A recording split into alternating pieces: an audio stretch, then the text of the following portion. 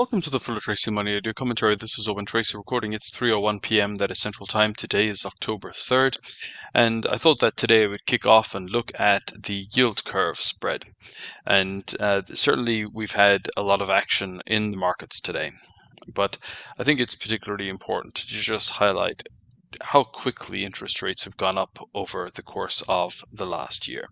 Because back in October of 22, we still had a positive yield curve, and now we have an inverted yield curve.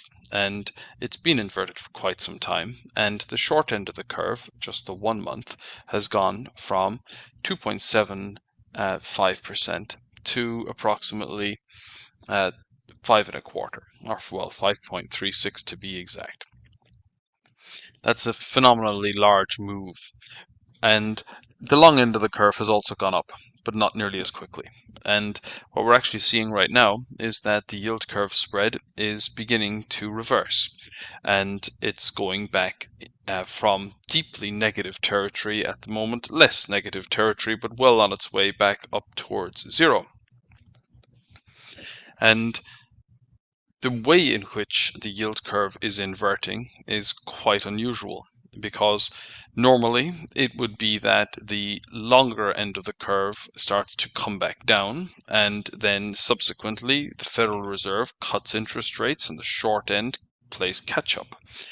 But what we're actually seeing right now is that because there is so much incredible demand for short-term money, so a lot of money market funds, a lot of people going to cash as both long bonds and stocks go down, then it's suppressing yields at the front end of the curve and actually increasing the yield at the longer end of the curve.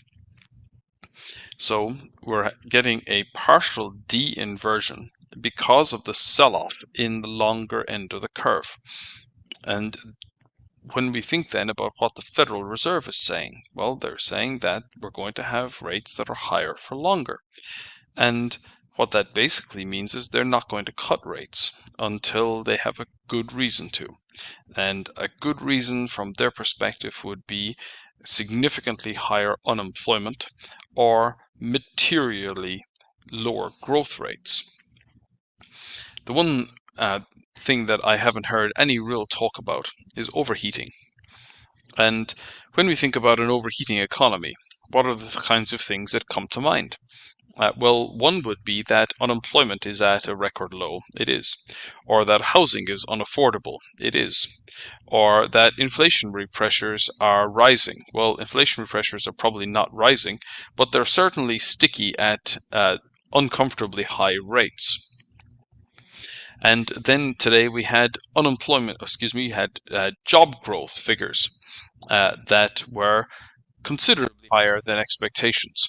So we still have an economy that's expanding rather rapidly in the USA, and that is helping to increase the potential that interest rates will have to continue to rise. And that's one of the reasons why we have weakness in the stock markets. But we also had weakness in the bond markets today. Stock markets all over the world were in negative territory. China opened up after the Mid-Autumn Festival holiday, and the Hang Seng Index was down a couple of percent.